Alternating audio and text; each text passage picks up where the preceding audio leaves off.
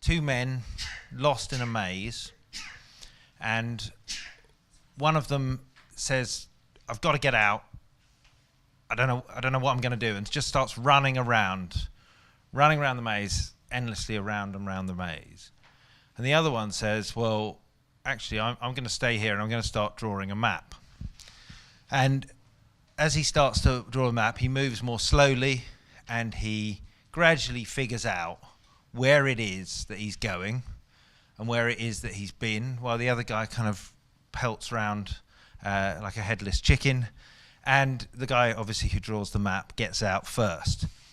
And this story is really designed to illustrate, I suppose, a lot of what I've seen in careers and enterprise type work over the years, is that there are a lot of people who tell me, "Oh, well, I haven't got time for the evidence. We haven't got time. We'd love to do some evaluation, but we haven't got the money. We haven't got the time.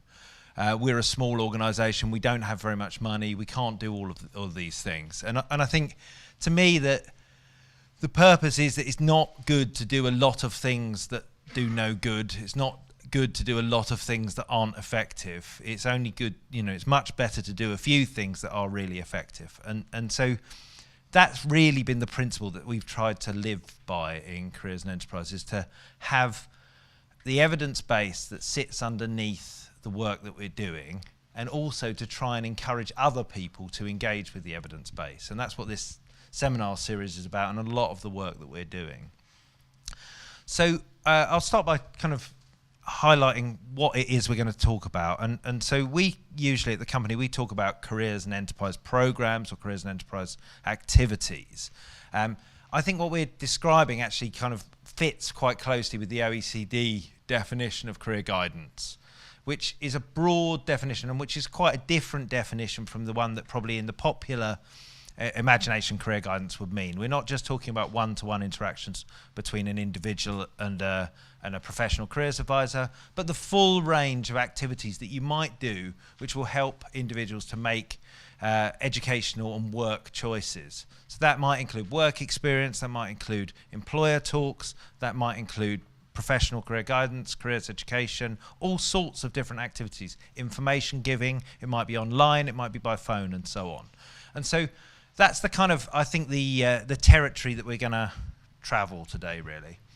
And actually that's quite, if you've been following this space recently and you think from the perspective of schools, what we've been doing with the Gatsby benchmarks, and this is the way that the company usually describes them, that we have sort of information, so we're learning from career and labour market information, and we're linking the curriculum to careers. That we've also got some encounters which are with employers and with workplaces and with higher and further education. And then we also have a plan, and we address the needs of each pupil, and we have professional career guidance, personal guidance, they call it in the Gatsby benchmarks.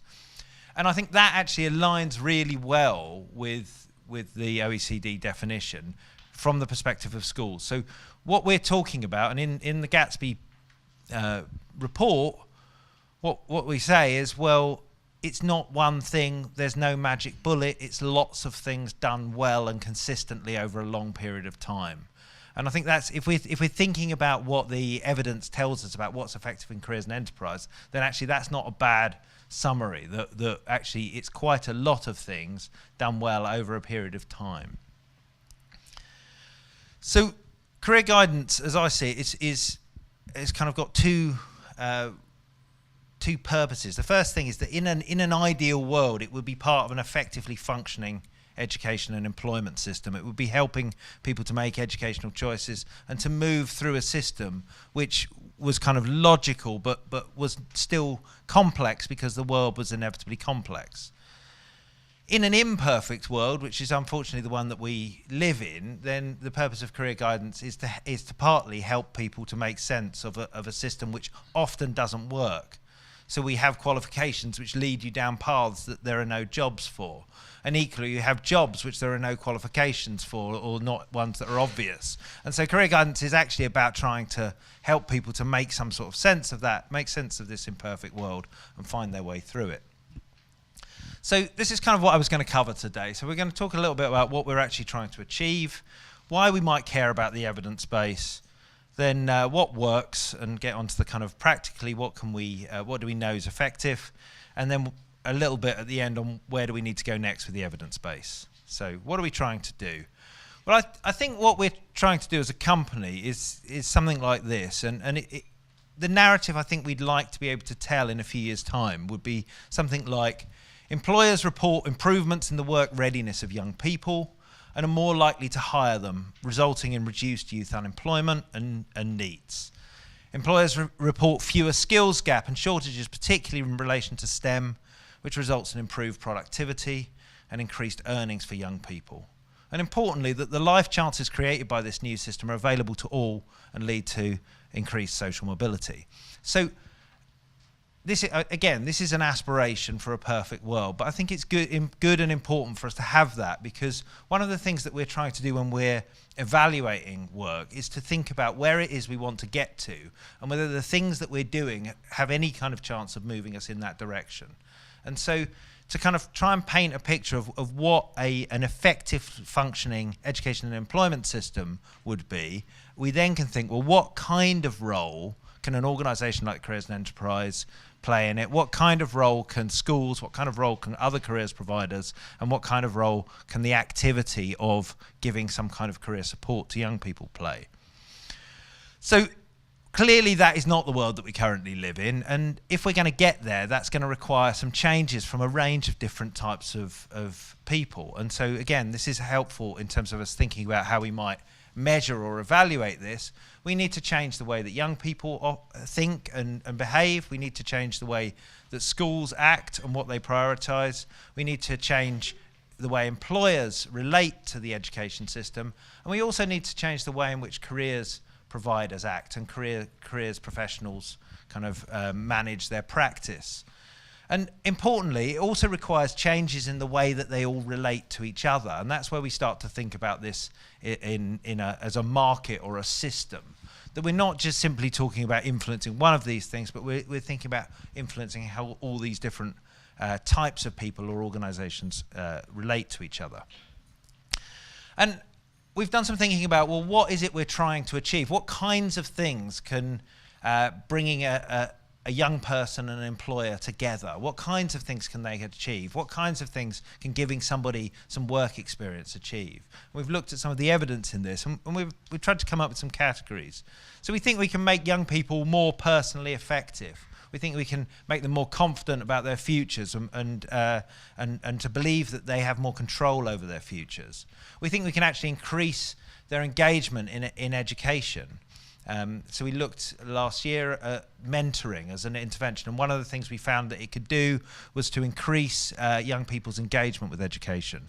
We think that their career readiness, how much do they, if you ask them questions like, how ready do you feel for your career? Do you know how to do an interview? Do you know how to find out some information about a course?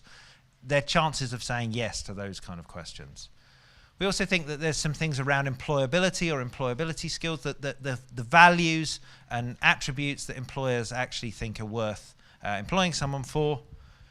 Also, and Anthony, I'm sure we'll talk about this a lot in a second, but social capital, the network that you have, is not just your knowledge, it's not just the things inside you, but also the way in which you sit in the world that make a difference in your chance of moving forward in your career. And then also, obviously, we want people to have better career outcomes. We want them to be studying on more useful courses. We want them to be getting better jobs and so on. So we've tried to kind of sketch out some of the impacts, and we've got some evidence against all of these, which would suggest that the kinds of careers and enterprise activities that we're interested in can make a difference and can influence these things. And so as we go forward, I think we're going to be trying to propose that these are the kinds of things that we should be really attending to. We should really be trying to measure these things and see if we're helping young people to push forward in them. And if we've got activities that we're doing with young people which are not making a difference on any of these things, then we should be very skeptical about whether we proceed with them. So why care about the evidence? Well, I've talked about my two men in the maze already. So that would sort of suggest to us that really the job at hand is a job essentially of map making. That we need to kind of figure out all the different things that are going on, and we just need to kind of measure it and then draw a map. The problem is that when we're dealing with human beings, drawing a map is a bit more difficult because human beings have a habit of continually moving about. And not only do they keep moving about, they also change the things that we're interested in helping them to be better at navigating. So if we could say we know exactly how to get somebody a really good mark in an exam, in a GCSE, it won't take very long before the politicians change the GCSEs so that our kind of brilliant technique won't work anymore. And the same is true. All of these systems are dynamic. Education is dynamic. The employment system is dynamic. And we're dynamic systems as well. And this leads us into a world which is kind of more chaotic. And so I think we've got to be a bit skeptical when people say we can absolutely be certain that one thing or another will absolutely work. And so this is a kind of difficult thing. This is about our tolerance for ambiguity. And I think we need to recognise that as we're moving the evidence base forward, we also need to recognise, have some kind of tolerance for ambiguity.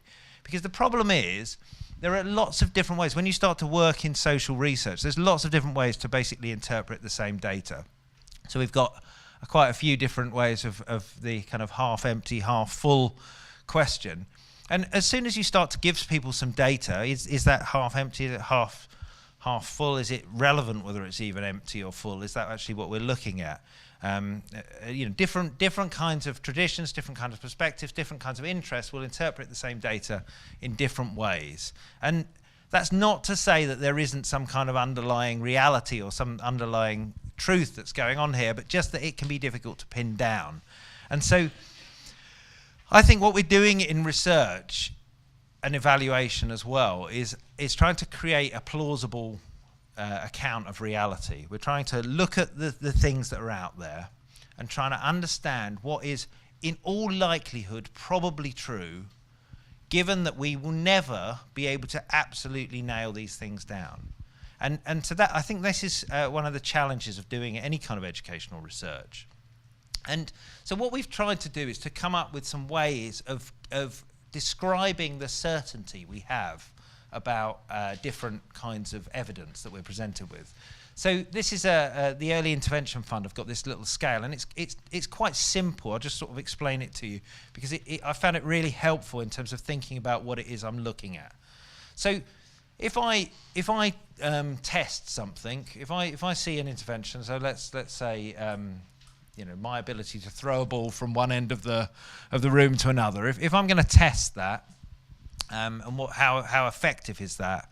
If I find that it's completely ineffective, I can't propel the ball at all anywhere beyond my hand, then we give it a score of -1. We say, well, actually, Tristram's throwing is a very ineffective tool.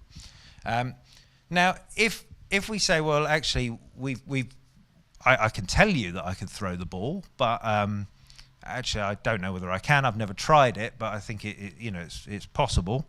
Then we'd give it a score of 0 because we've got no evidence at all. Now, if I could explain to you why it seems quite logical that if I pick up a ball and I throw it as hard as I can, that it will propel down the room, then we can give it a score of 1 because we've got good theory, a good reason as to why it might be true.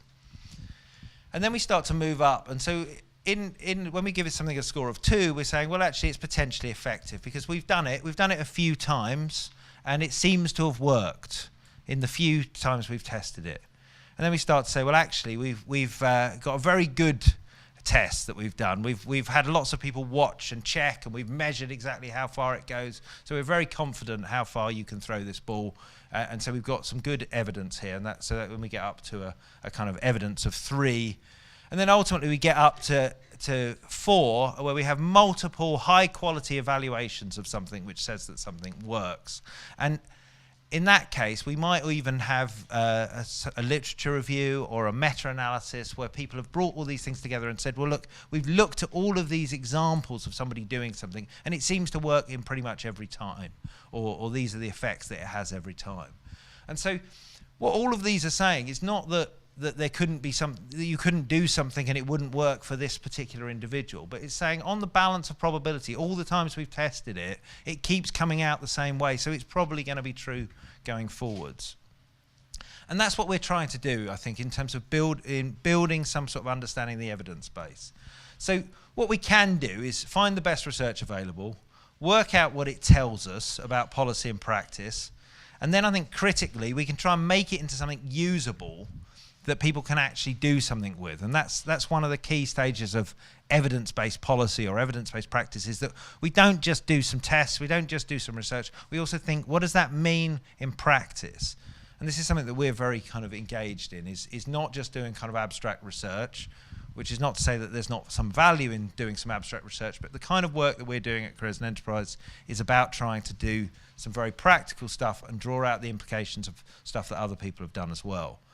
But then also to keep learning and keep questioning and to develop policy and practice as you learn. And so I did a paper for the European Lifelong Guidance Policy Network a little while ago. And in it, I proposed this idea, a policy cycle. We called it the Lifelong Guidance Policy Cycle. And the idea here is that we should be trying to encourage policymakers, and this I think works for program leaders and practitioners as well, is that we start by understanding what's known, we then develop new policies and services which build on that, we then implement them, and then we monitor their effectiveness and check their quality and check whether they're really working in the way that we thought they would. So we try and build this sort of cycle of evidence-based practice, which doesn't start from the position, well, we've proved it and it's done and that's the end of it, but it starts from the position we understand what it is, that we're going through a process, things are gradually improving, we're gradually learning more, we're gradually getting more certain. So the evidence base on career guidance isn't complete, but I think it is sufficient to guide policy and practice. And as long as we keep evaluating and keep learning, we're going to keep understanding more, and we'll be able to kind of guide the way in which interventions happen. So very, very briefly, I'm going to kind of summarize some of the things that I think we know. So Anthony and with Deirdre Hughes and some of their colleagues did a very useful literature review last year for the Education Endowment Fund, and they raised a number of concerns which I think we have to take seriously, and which I'll return to again at the end, about some of the limitations of the careers education, as they called it, evidence base.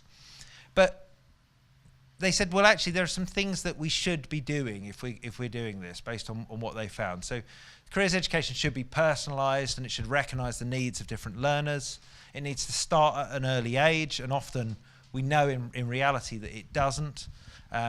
It should involve employers, it should provide experiences of work, and it should include professional guidance in there somewhere. And that aligns really quite well with some stuff from the same paper I did for the ELGPN, the European Lifelong Guidance Policy Network, where we said, well, there are kind of, if we summed up all the evidence base on careers, we say, well, it needs to focus on the individual, it needs to go across the life course and connect to wider experience, and recognise that different people are different. And so one thing that works for somebody might not work for everybody. And that's, I think, really important. It also needs to support learning and progression.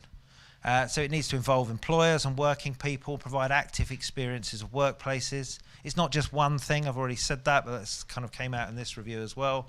We need to develop people's career management skills. We need to understand what attributes and skills and knowledge it is that people need to have in order to effectively manage their careers, and we need to develop those. And then it also needs to be holistic and integrated into other services. So, for example, if somebody is having housing trouble, they're not going to be worrying about their career. So we need to recognise that if someone comes to us with a career problem and they haven't got somewhere to sleep that night, we need to be able to refer them and to link to those services. And then finally, we need some things to ensure quality. So we need some stuff around professionalism. We need good quality careers information that underpins this stuff. And we also need to assure quality and evaluate provision, as I've said. So we get some really clear patterns coming across all of these different studies that have been done on the evidence base. And again, if we go back to the Gatsby stuff, we've got the same sorts of things. We've got stuff about labour market. We've got stuff about linking to wider experience. the importance of employers and learning providers, and then also personalisation and the need for sort of a professional component to this. And so the evidence base, as you stack it up across all of these different studies, starts to tell quite a consistent story, starts to give us quite a plausible account of reality and what's likely to be effective. And I think it's quite sufficient for us to actually do some things. And at that point about turning it into something that's useful, I think one of the things that Anthony's done really well is to do that in some of his research, and we've tried to pick that up at Careers and Enterprise, and particularly this thing that he's been finding across a lot of studies, that actually if you do one employer encounter, if somebody talks to an employer once in their life while they're at school, actually that's not going to do an awful lot. But you start to get that into being a pattern, something that happens regularly across their schooling. If they talk to 4 or more people, 4 or more employers across their school, it starts to have some real benefits. And this gives us something that we can really hang on to, and something which we can also explain to schools that they can do. So are you giving each person in your school 4 or more encounters? You know, if you're not, then that's something you can do.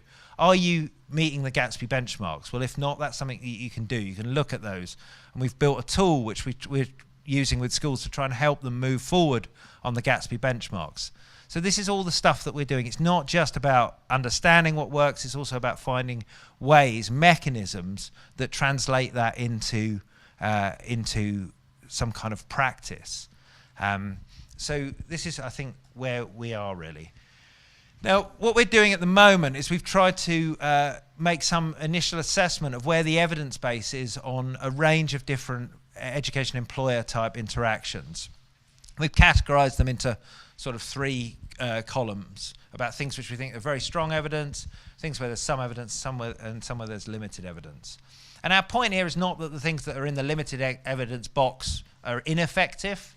The point is that actually we think that we need to improve the evidence base. And so what we're going through at the moment is a process where we're building a stronger evidence base against all of these interventions, where we have a clearer idea about what each of them does, what kinds of those attributes I talked about earlier, what can they affect, how likely are they to affect them, how strongly will they affect them.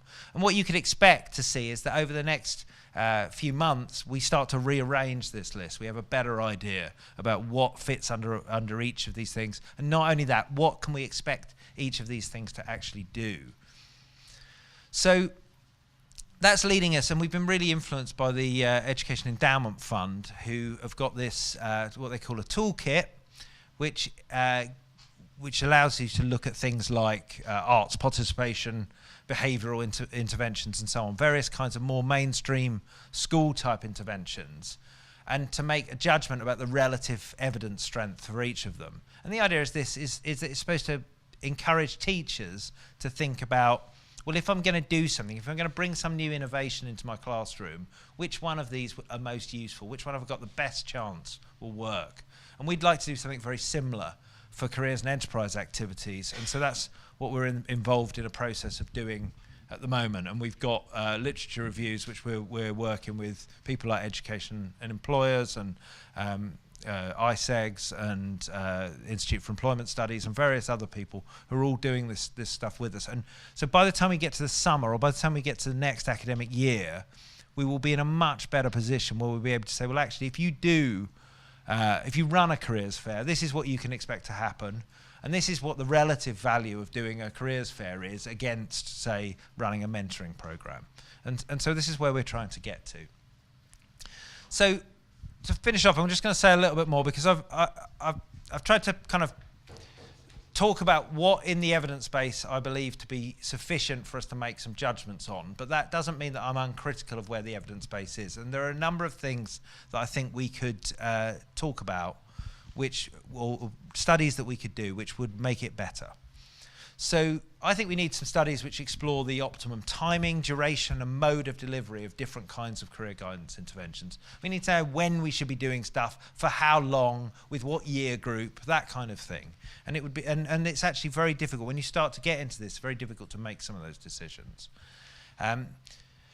Development and adoption of more standardized measurements. And so one of the things that I've been working on quite a lot recently is trying to try and think about actually what things is it we're trying to get careers and enterprise activity to change? How does that change the different actors in it. So how would employers be different if this was working? How would young people be different if this was working? And then find ways of measuring that so we can be more certain.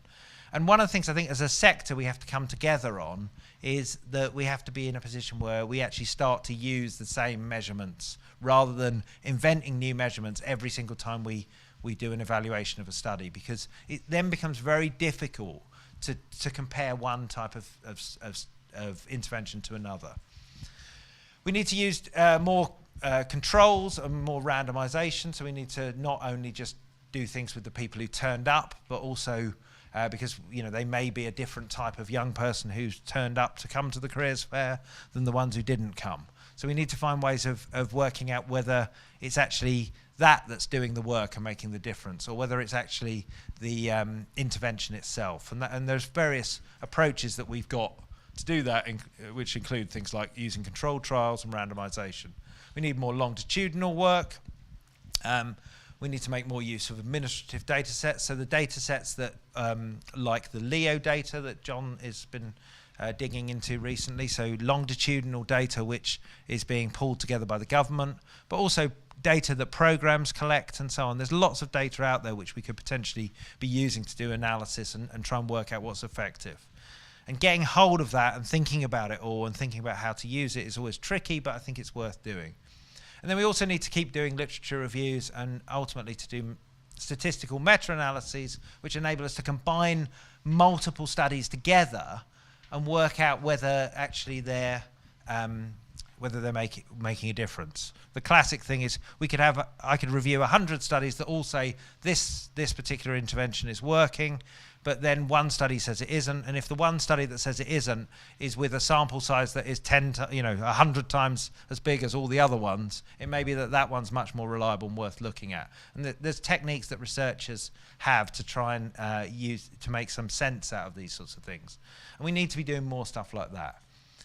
So what I'm trying to say here, as I say again, is that there is work to be done. The evidence base is a kind of work in progress, and it's something that is worth investing in, both at your program level, in your practice, but also at the policy level as well. But it's also something which is sufficient for us to make judgments on. And in fact, if we just dismiss it and we say, well, actually, there's not very much evidence in this field, we can't do very much with it, then we've got less chance of driving it forwards. It's only when we start to say, well, we think on the basis of everything we know that this works, let's do it, and then let's test if it works. And if it doesn't work, then let's stop doing it, and if it does work, then let's do it more.